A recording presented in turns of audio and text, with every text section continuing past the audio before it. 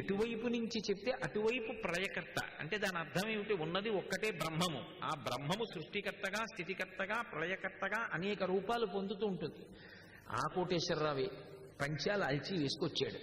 ఆ కోటేశ్వరరావే రేపు విమానం ఎక్కినప్పుడు ప్యాంటు చొక్కాతో కనపడితే అన్నన్నా అని ముక్కు మీద వేలేసుకోకూడదు, ఏదో ప్రయాణ సౌలభ్యానికి వేసుకుని ఉండొచ్చు. ఆ కోటేశ్వరరావే ఓ రోజున లుంగి కట్టు కనపడచ్చు. ఆ కోటేశ్వరరావే పైన చొక్కా బనీను కూడా లేకుండా ఉత్తరీయం వేసుకుని దేవాలయంలో కనిపించవచ్చు. తత్వం అదేగా, ఆ సందర్భాలకు అనుగుణంగా మారిందంతే. అలాగే పరబ్రహ్మము కూడా రూపాలని పొందుతూ ఉంటుంది. అందుకే ఇంగ్లీష్ వాళ్ళు ఈ బ్రహ్మతత్వాన్ని అంతటినీ కలిపి గాడ్ అన్నారు. గాడ్ అంటే దాన్ని ఎందుకు వాళ్ళు గాడ్ అని పెట్టారు అంటే, జీ అంటే జనరేషన్ సృష్టి, ఓ అంటే ఆపరేషన్ స్థితి, డి అంటే డిస్ట్రక్షన్. వాళ్ళకి అంతకన్నా ఇంకో మాట దొరకలేదు, అందుకని లయ.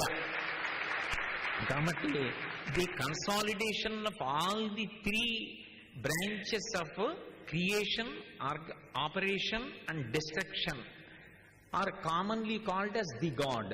ఈ 3 కలిపి a omni potential, omnipresent force నడిపిస్తుందో దాన్ని వాళ్ళు గాడ్ అని పిలిచారు. అది సనాతన ధర్మము యొక్క మూల సిద్ధాంతం.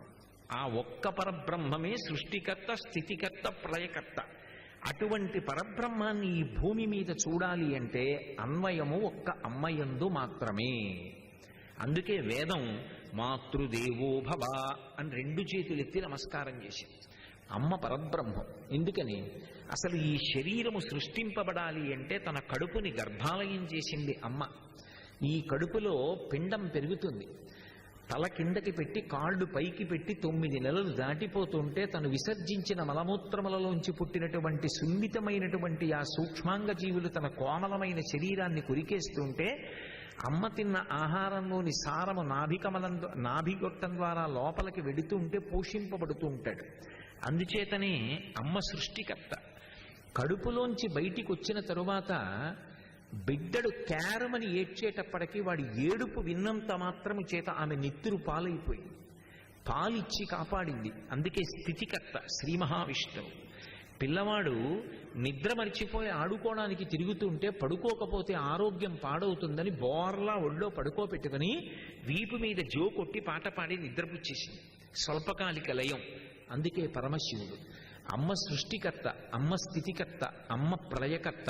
ఇది అన్వయం అయితే అమ్మకి, తప్పితే గురువుకి, వేరొకరికి అన్వయం అవ్వదు. అందుకే గురుర్బ్రహ్మ గురుర్విష్ణు గురుర్దేవో మహేశ్వర గురు సాక్షాత్ పరం బ్రహ్మ తస్మై శ్రీ గురవై నమః. అటువంటి పరబ్రహ్మస్వరూపం ఏది ఉన్నదో అది ఈ 3 కార్యములను కూడా నిర్వర్తిస్తూ ఉంటుంది. సృష్టి కార్యాన్ని, స్థితి కార్యాన్ని, ప్రళయ కార్యాన్ని కూడా నిర్వహిస్తుంది. అయితే నేను ఇప్పుడు ఎక్కడ బయలుదేరానో అక్కడికి మీరు వెనక్కి రావాల్సి ఉంటుంది మళ్ళీ. అన్నము పరబ్రహ్మం. అందుకే అన్నం పరబ్రహ్మం అంటాం. అన్నాద్భవంతి భూతాని. అన్నము నుండి సమస్త ప్రాణులు పుడుతున్నాయి. అన్నం తినలేదనుకోండి, ప్రత్యుత్పత్తికారకమైనటువంటి తేజో ధాతువు లోపల ఉత్పత్తి కాదు.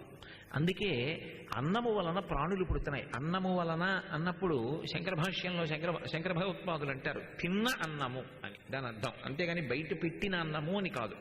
తిన్న అన్నము సారమై, ఆ సారము వీర్యమై అందులోంచి ప్రత్యుత్పత్తి కణములు బయలుదేరుతాయి. శుక్రశోణితములు కలిసి పిండం ఏర్పడుతోంది. అందుకని అన్నాద్భవంతి భూతాని. ఇప్పుడు ఈ సమస్త సృష్టి ఎవరి వలన జరుగుతోంది? అన్నము వలన జరుగుతోంది. ఇప్పుడు అటువంటి అన్నము దేని వలన పుడుతుంది? పర్జన్యాదన్న సంభవ. అన్నము పుట్టాలి అంటే వర్షం పడాలి. వర్షం పడలేదనుకోండి పంట ఎలా పండుతుంది? పంట పండలేదనుకోండి ధాన్యం ఎలా వస్తాయి? ధాన్యం రాలేదనుకోండి అన్నం ఎలా వండుకుంటాం? ఒకవేళ ఎక్కడో నిల్వ చేసిన ధాన్యం దొరికేయండి, బయట వర్షాలు లేవు, నీళ్లు లేవు, భూమిలో నీళ్లు లేవు, ఎలా వండుకుంటారు? వేయించుకు తినాలంతే. కాబట్టి అన్నము వండుకోవాలి అంటే నీళ్లు ఉండాలి. ఆ నీరు కావాలన్నా కూడా వర్షం పడాలి. అందుకని పర్జన్యాత్ అన్న సంభవ. అన్నము వర్షము వలన వస్తోంది. భాగవతంలో శ్రీకృష్ణ భగవానుడితో మాట్లాడుతూ నందుడు దశమస్కంధంలో ఒక మాట అంటాడు. మఖము చేయ వజ్రి మది సంతసించును, వజ్రి సంతసింప వానకురియు, వానకురిసి గసము వసుమతిపై పెరుగు, గసము మేసి ధేను గణము బ్రతుకు అంటాడు. యజ్ఞం చేస్తే ఇంద్రుడు సంతోషిస్తాడు, ఇంద్రుడు సంతోషిస్తే వర్షం పడుతుంది, వర్షం పడితే పంట పెరుగుతుంది, పంట పెరిగితే మనకు అన్నం వస్తుంది, మిగిలిన గడ్డి తింటే పశువులు పాలిస్తాయి, పాలిస్తే మనకు ఐశ్వర్యం వస్తుంది. ఈ యజ్ఞం చేయాలంటే వేదము ప్రమాణముగా ఉండాలి. అన్నాద్భవంతి భూతాని పర్జన్యాదన్న సంభవ. వర్షము వలన అన్నము. వర్షం ఎందువల్ల వస్తుంది? యజ్ఞాద్భవతి పర్జన్యో. యజ్ఞము చేస్తే వర్షం వస్తుంది. యజ్ఞము దేని వలన జరుగుతుంది? యజ్ఞాత్ కర్మ సముద్భవ. యజ్ఞము మానసికము కాదు, యజ్ఞము క్రియ, క్రతువు. ఆ యజ్ఞం చెయ్యాలి. ఆ యజ్ఞం చేస్తే, యజ్ఞము చేసినప్పుడు ఇవ్వబడినటువంటి హవిస్సులను తీసుకున్నటువంటి దేవతలు ప్రీతి చెంది, దానికి వేదము ప్రమాణమై ఉంటుంది, మంత్రం. ఆ మంత్రము ద్వారా ఇవ్వబడినటువంటి హవిస్సుని స్వీకరించినటువంటి దేవతలు సంతోషించి వర్షాన్ని కురిపిస్తారు. ఆ వర్షం వలన పంట పెరుగుతుంది. పంట పెరిగితే అన్నం తింటాం. అన్నం మనకి లభిస్తే మళ్ళీ యజ్ఞం చేస్తాం. మళ్ళీ యజ్ఞం చేస్తే మళ్ళీ దేవతలు సంతోషిస్తారు. మళ్ళీ దేవతలు సంతోషిస్తే మళ్ళీ వర్షం పడుతుంది, మళ్ళీ పంట వస్తుంది. మళ్ళీ పంట వస్తే మళ్ళీ యజ్ఞం చేస్తాం, మళ్ళీ దేవతలు సంతోషిస్తారు. ఇది ఒక ధర్మచక్రం. ఆ ధర్మచక్రం అలా నడుస్తూనే ఉంటుంది. ఈ చక్రం ఎంతకాలం తిరుగుతుందో అంతకాలము సమస్త ప్రాణులు సంతోషంగా ఉంటాయి. ఈ యజ్ఞమునకు ఆధారము వేదము. ఇప్పుడు ఈ సమస్త ప్రాణులు పుట్టడానికి, సమస్త ప్రాణులు నిలబడడానికి, సమస్త ప్రాణులు లయమైపోవడానికి అన్నము కారణమై ఉంటుంది. అన్నము వలన ప్రాణి పుట్టింది. ఎంతకాలం అమ్మ పాలు తాగి బ్రతుకుతాడు? అమ్మ మాత్రం పాలివ్వాలంటే అన్నం తినద్దు, తాను బ్రతకాలి అంటే అన్నం తినద్దు. అన్నం తిన్నాడు కాబట్టి శరీరం పెరుగుతోంది. కొంతకాలం శరీరం పెరిగిపోయిన తర్వాత దీన్నెవరు తినేస్తారు? మళ్ళీ అన్నమే తినేస్తుంది. అందుకే అన్నం అన్న మాటకి రెండు అర్థాలు. మనము తినునది, మనని తినునది. మనం కొంతకాలం తింటాం దాన్ని, అది మనని తినేస్తుంది కొంతకాలం. వ్యాధి ఎక్కడి నుంచి వస్తుంది అంటే అన్నములోంచే వస్తుంది అని. ఏదో తినకూడనిది తిన్నాడు, ప్రజ్వరుడు ప్రవేశించాడు అంటారు భాగవతంలో. సంధిబంధములు విడగొట్టేస్తాడు. లోపల ఎక్కడో ఏదో బయలుదేరింది, చేయి దాటిపోయిందండి అంటారు. నింద లేకుండా బుద్ధి వెళ్ళిపోకూడదు కదూ. అందుకని అన్నము వలననే ప్రాణులు పడిపోతూ ఉంటారు. ఇప్పుడు అన్నమే సృష్టికర్త, అన్నమే స్థితికర్త, అన్నమే ప్రళయకర్త. అన్నం పరబ్రహ్మ స్వరూపం. అందుకే పూజ చెయ్యడం ఎలా ఉంటుందో అన్నం తినడం అలా ఉండాలి అని చెప్పింది శాస్త్రం. పూజ చేసేటప్పుడు ఒక సాలగ్రామాన్ని మీరు అభిషేకం చేసి తుడుస్తున్నారనుకోండి, మీరు తుడవడాన్ని బట్టి మీరు అందులో పరమేశ్వర స్వరూపాన్ని చూస్తున్నారో లేదో తెలిసిపోతుంది. శృంగగిరి పీఠాధిపత్యం వహించిన చంద్రశేఖర భారతీ స్వామి వారు ఒకప్పుడు అలా వెళ్ళిపోతున్నారు. అక్కడ ఉన్నటువంటి పీఠం యొక్క సిబ్బంది అప్పటిదాకా అభిషేకం చేసిన సాలగ్రామాన్ని పొడిబట్ట పెట్టి తుడుస్తున్నాడు గట్టిగా. ఆయన అన్నారు, అది ఏమిటన్నారు? సాలగ్రామం అన్నాడు. సాలగ్రామం అంటే ఏమిటో తెలుసా? పరమేశ్వరుడు. అలాగా రుద్దుతావు బట్ట పెట్టైన ఒంటిని, కొంచెం కోమలంగా తుడవయా, యద్భావం తద్భవతి. అది పరమేశ్వరుడన్న భావనతో నువ్వు పూజిస్తే పరమేశ్వరుడు. కాబట్టి మన భావన చేత ఆ సౌకుమార్యం వస్తుంది. అందుకే అన్నం తినేటప్పుడు కూడా అంత శ్రద్ధగా అన్నం తినమని చెప్పింది శాస్త్రం. యజ్ఞం చేస్తూ ఉంటే ఎంత శ్రద్ధగా ఉంటావో, అశ్రుక్కివ్వండి, అశ్రువివ్వండి, ఆ హవ్యపాత్ర కొంచెం జరపండి అని ఎంతవరకు అవసరమైంది మాట్లాడతావో, అన్నం తినేటప్పుడు ఆ అవసరమైనవే మాట్లాడాలి. అయ్యా కొంచెం పప్పు వేయండి, కొంచెం కూర వేయండి అని అడగాలి. వడ్డన అంటే అవతలవాడు అస్తమానం చెయ్యిలా అడ్డుపెట్టి కూర్చునేలా వడ్డించకూడదు, వాడు తినడానికి వీలుగా వడ్డించాలి. పాత్ర అలా ఉండాలి. అన్నం తింటుంటే అంత మృదువుగా ఉండాలి. అసలు అన్నం కలుపుకుని తినేటటువంటి విధానం చూస్తే ముచ్చట వేయాలి. అబ్బా ఎంత కోమలంగా తీసుకుంటున్నాడండి అసలు ఆ ముద్ద తీసుకోవడం. అయినా అంత అందంగా కలుపుకుని అంత అందంగా తినాలి. యజ్ఞం చేస్తే ఎలా ఉంటుందో అన్నం తినడం అలా ఉండాలి. అందుకే అన్నము స్థితికర్త, అన్నము ప్రళయకర్త, అన్నము పరబ్రహ్మము. పరబ్రహ్మమైన అన్నము కర్మలో నుంచి వస్తుంది. ఇప్పుడు అసలు కర్మ లేకపోతే లోకములుంటాయా? అందుకని కర్మకి చాలా గొప్ప స్థానం ఉంది. కానీ ఆ కర్మయే పునర్జన్మ హేతు, ఆ కర్మయే బంధనమునకు హేతు. ఇక్కడ మీరు ఒక్క చమత్కారాన్ని గమనించవలసి ఉంటుంది. ఇది పునర్జన్మ హేతువు అని నేను తరచుగా అంటున్నప్పుడు మీరు నన్ను ఒక ప్రశ్న వెయ్యవచ్చు. ఏమండి, బానే ఉంది మీరు చెప్పింది, ఏదో కొంత పాపం చేశాడు, కొంత పుణ్యం చేశాడు. పాపము అన్న మాటకు అర్థం ఒక్కటేనండి, ఈశ్వరుడు ఏది చెయ్యవద్దన్నాడో అది చెయ్యడమే పాపం, ఈశ్వరుడు ఏది చెయ్యమన్నాడో అది చెయ్యడమే పుణ్యం, అంతే. శాస్త్రవిహిత కర్మకు పుణ్యమని పేరు, శాస్త్రమునందు దూషింపబడిన కర్మ, నిషిద్ధ కర్మకు పాపము అని పేరు. ఇప్పుడు పాపపుణ్యాలు నేను చేశాను, లెక్క పెట్టేవాడెవరు? ఈశ్వరుడు. మరి పునర్జన్మ ఇవ్వాలి కదా. నేను ఈ శరీరంలో ఉన్నానండి, నేనేం చేశానో నాకేం తెలుసు? ఓ 20 ఏళ్ల క్రితం కోటేశ్వరరావు 1973 సంవత్సరంలో పాపాలు ఎక్కువ చేశావా, పుణ్యాలు ఎక్కువ చేసి ఉంటావా అని అడిగితే ప్రవచనాలు చేయగలనేమో కానీ చెప్పలేను, కుదరదు. కానీ ఈశ్వరుడికి తెలుసు, నా ఆఖరి ఊపిరి ఆగిపోయేటప్పటికీ నేను ఎన్ని పాపాలు చేశానో ఎన్ని పుణ్యాలు చేశానో ఆయనకి తెలుస్తుంది. తెలిసినప్పుడు ఇప్పుడు ప్రధానంగా మిగిలిన జన్మలు ఎలాగో కర్మానుభవానికే ఇస్తాడు. మనుష్య జన్మ నుంచి పునర్జన్మ ఇచ్చేటప్పుడు, ఇది బాగా జ్ఞాపకం పెట్టుకోండి సుమా, మనుష్య జన్మ నుండి పునర్జన్మని ఇచ్చేటప్పుడు ఈశ్వరునికి ప్రమాణం ఏది? దేని చేత మళ్ళీ జన్మివ్వాలి అంటే, నేను చేసిన పాపపుణ్యాలు చూసి పాపం ఎక్కువ చేశాడు కాబట్టి ఇస్తున్నానని ఇవ్వాలా, పుణ్యం ఎక్కువ చేశాడు కాబట్టి ఇస్తున్నానని ఇవ్వాలా, పాపపుణ్యములు రెండిటినీ చూసి ఇవ్వాలా, చిట్ట చివరి నిమిషంలో నేను చేసినటువంటి మాట బట్టి ఇవ్వాలా, చేసిన పనిని బట్టి ఇవ్వాలా, దేని బట్టి ఇవ్వాలి? చేసిన పాపపుణ్యాలు బట్టే ఇస్తాడండి అని మీరు అన్నారనుకోండి, అజామీరుడు ఆఖరణ నారాయణ అంటే స్వర్గానికి ఎలా వెళ్ళాడు? మరి అప్పుడు అన్వయం అవ్వలేదుగా. చేసిందంతా పాపమా, ఆఖరణ నారాయణ అంటే స్వర్గమా, ఎలా కుదురుతుంది? అలాగే మరి ఆ పరమ మౌఢ్యంతో ప్రవర్తించినటువంటి కొంతమంది శరీరం విడిచిపెట్టే ముందు తనకి తెలిసో తెలియకో మహాశివరాత్రి నాడు దేవాలయంలో దూరి ఒత్తి కొంచెం పెంచినంత మాత్రం చేత పరమేశ్వర దర్శనాన్ని పొందాడా? ఎలా సంభవం అవుతుంది? అలా ఎలా ఇస్తాడు? అప్పుడు కర్మ, చిట్ట చివర చేసే కర్మ ఏది గొప్పది? కర్మ గొప్పది అంటే బతికున్నంత కాలం చేసింది గొప్పది కాదండి, ఆఖరణ చేసిన కర్మ గొప్పది అన్నారనుకోండి, ఇదంతా చేయడం ఎందుకు?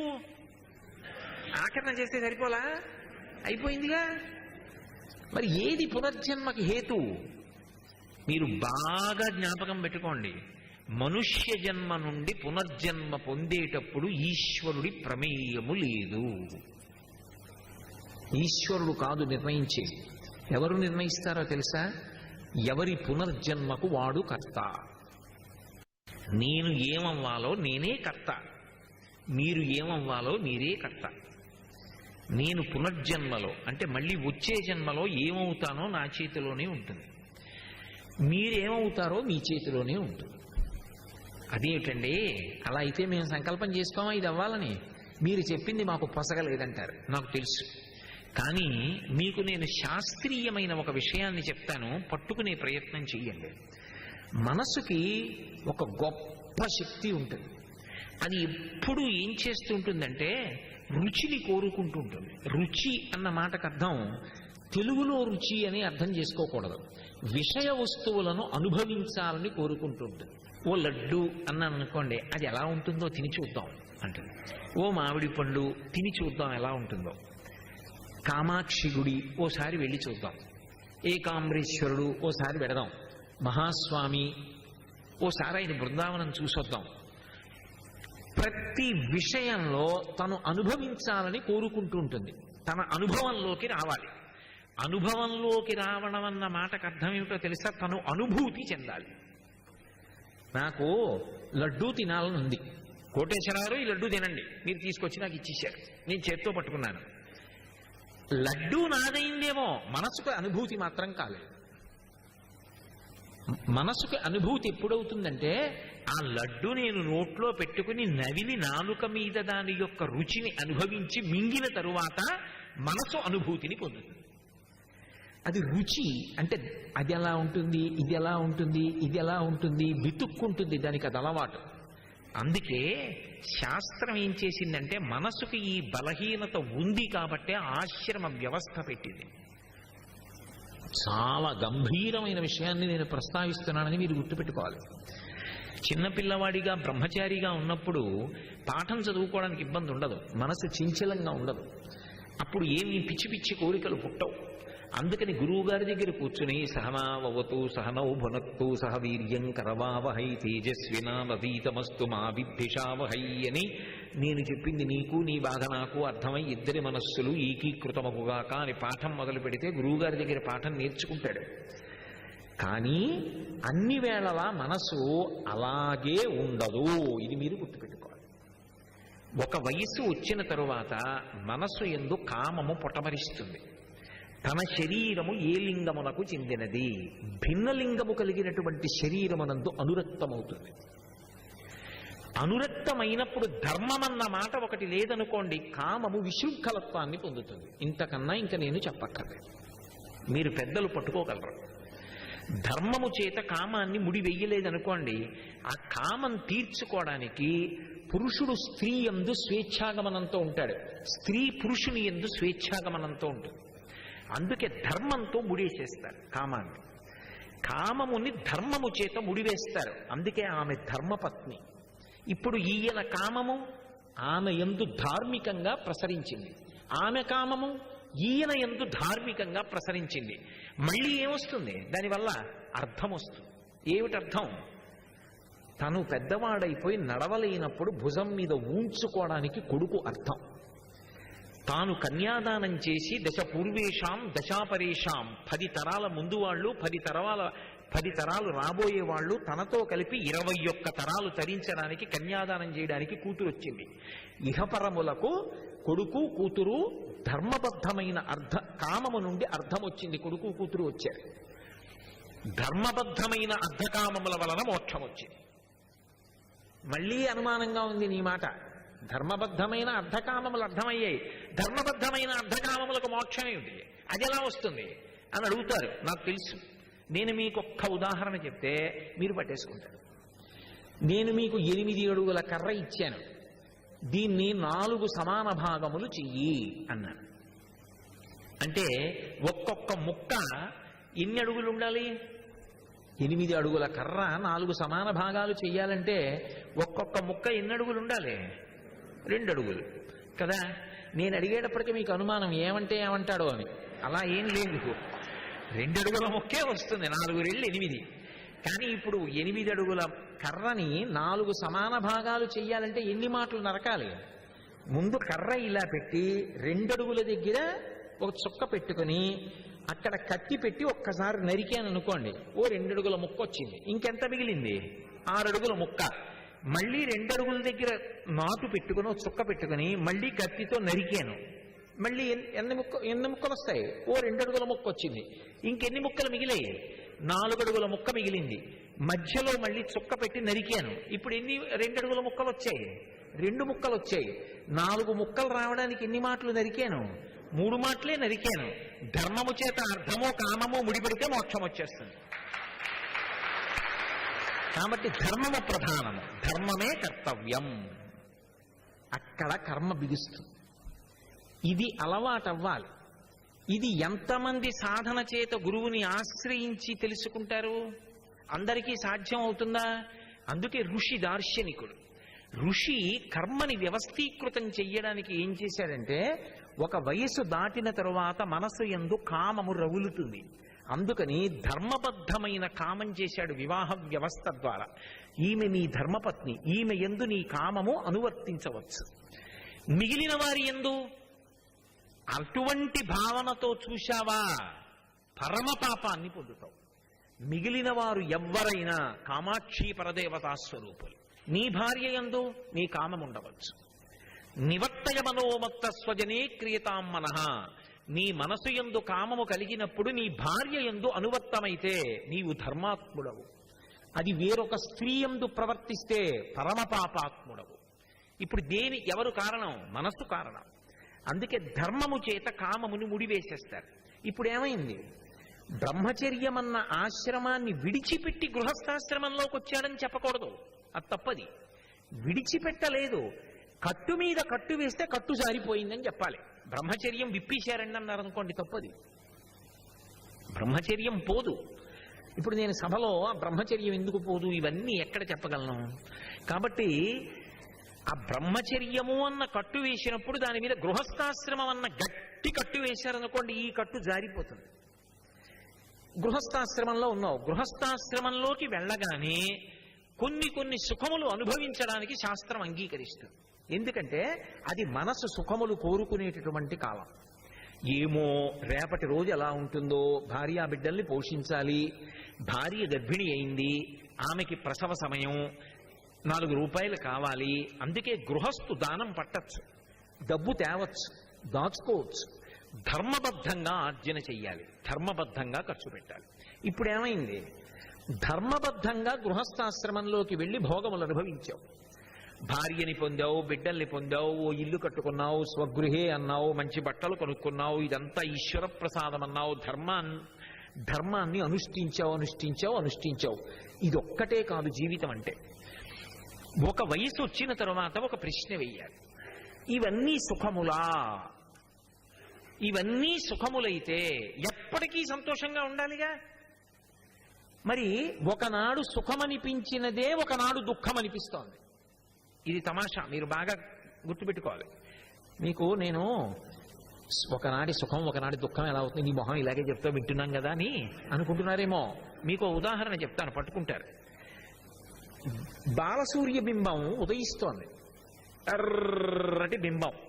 నాకు ఆ బింబాన్ని చూడాలనిపించింది. ఓ చెట్టు ఆకులు అడ్డొస్తున్నాయి. ఆకులు అండం కన్నా కొబ్బరాకు అనుకోండి, అదైతే ఒకే ఆకు, గొడవలేదు. కొబ్బరాకు అడ్డొస్తోంది. ఈ ఆకు పక్కకెడితే బాగుండే అంటే నేను కొబ్బరి చెట్టు ఎక్కి తీనా, ఈ ఆకు జరిగితే బాగుండే అనుకున్నాను. పెద్ద గాలేసింది, కొబ్బరాకు ఇలా కిందకి వెళ్ళింది, సూర్యబింబం కనపడింది. ఇప్పుడు నా సంతోషానికి నా సుఖానికి కారణం ఎవరు? కొబ్బరాకు. అది పక్కకి వెళ్ళడం వల్లే నేను సంతోషం పొందా. ఉండిపోతుందా? వెళ్ళిపోయి గాలి అలా వెళ్ళగానే మళ్ళీ కొబ్బరాకు అలాగే అడ్డొస్తుంది. ఇప్పుడు ఎవరు నా దుఃఖానికి కారణం? కొబ్బరాకు. అదే వస్తువు సుఖానికి కారణం, అదే వస్తువు దుఃఖానికి కారణం. అందుకే విషయ వస్తువుల యందు సుఖ దుఃఖములు లేవు, మనస్సులో ఉన్నాయి నిజానికి. అందుకే సుఖ దుఃఖ రెండింటిల్లో కూడా ఏదుంది? ఖ. సంస్కృతంలో ఖ అంటే ఆకాశం. ఆకాశం ఎప్పుడూ అలాగే ఉంటుంది. సర్వం శ్రీ ఉమామహేశ్వర పరబ్రహ్మార్పణమస్తు. స్వస్తి.